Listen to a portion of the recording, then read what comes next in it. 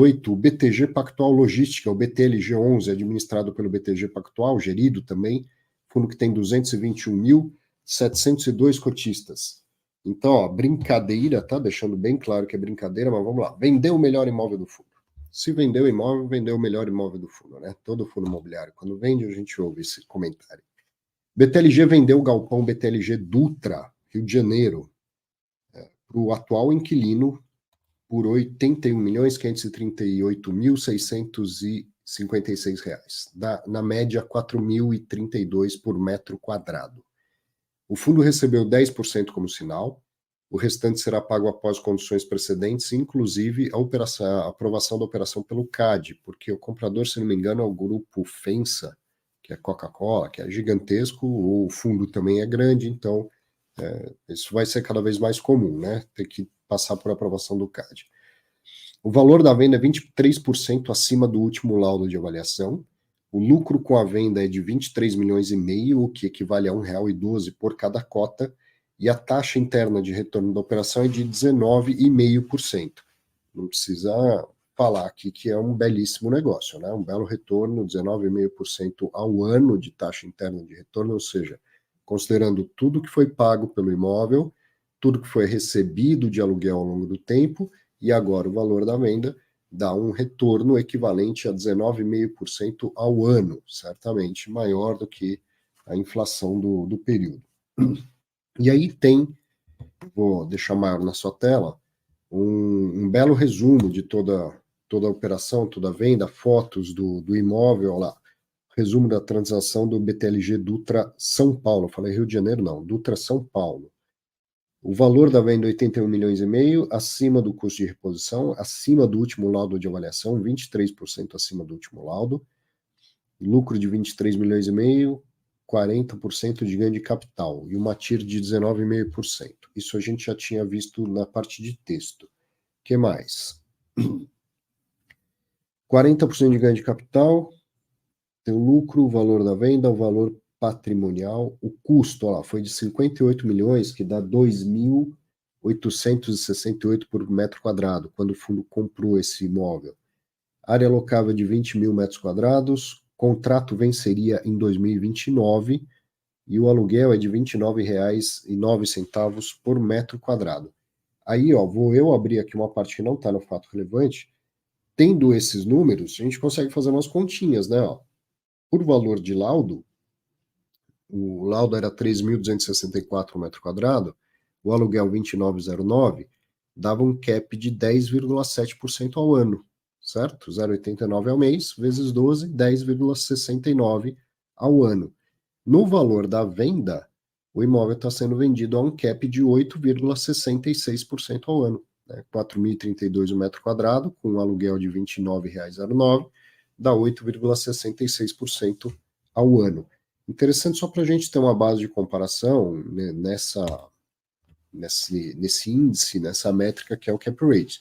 O comprador do imóvel é o próprio inquilino, então ele não está comprando para receber esse aluguel, tá certo?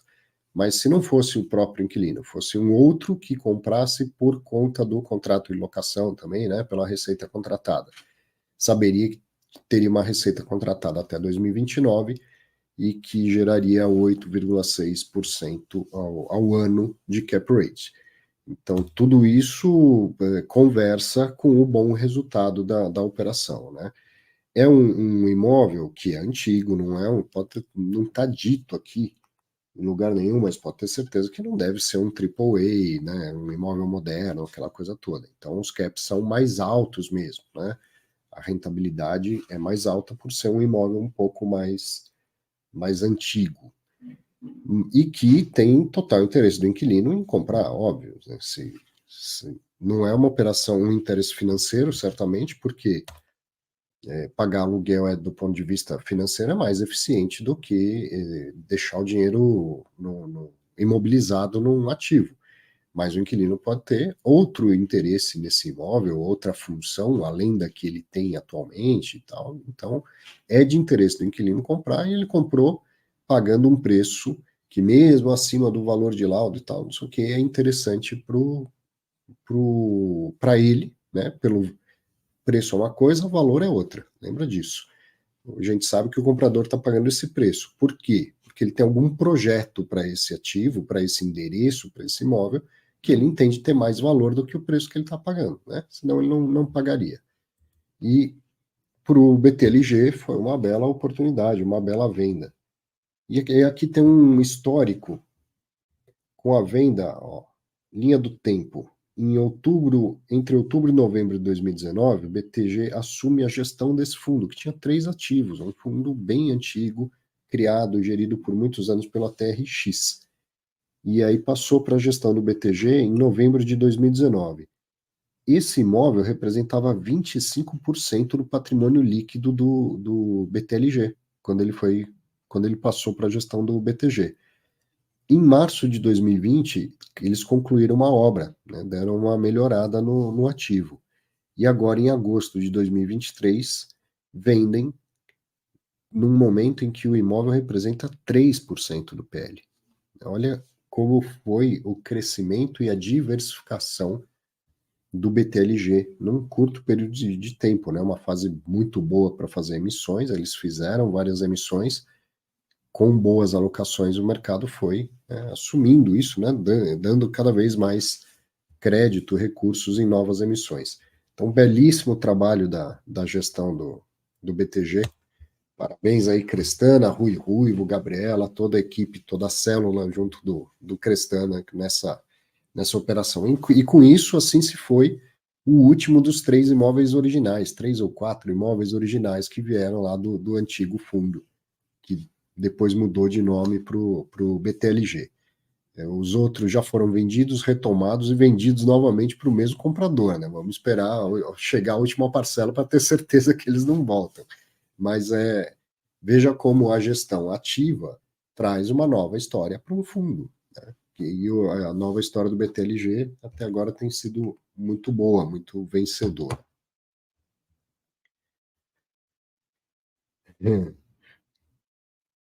Comentário aqui do Bruno Fontana. Normalmente, se vê uma operação sem leaseback e não o contrário. Por que será que o grupo Fensa se interessou pelo imóvel? Então, é isso aí que eu comentei, assim, né? Do ponto de vista financeiro, não faz tanto sentido assim, né? Seria melhor pagar aluguel do que imobilizar o ativo. Muito provavelmente eles têm interesse no endereço, no ativo, algum outro projeto além daquele que já é hoje desempenhado ali, né? Tem um contrato que iria até 2029 e tal. Não é só a alocação, muito provavelmente não é só a alocação que justifica isso. E o Irata está fazendo um comentário interessante que o Medeiros colocou no relatório dele, que a FENSA teria uma opção de compra e que esse negócio apenas antecipou essa condição. Então, se tinha essa opção, é porque mesmo na época da venda, a FENSA já tinha algum projeto para esse imóvel, né? Eu vi o relatório do Medeiros, tinha esse comentário mesmo.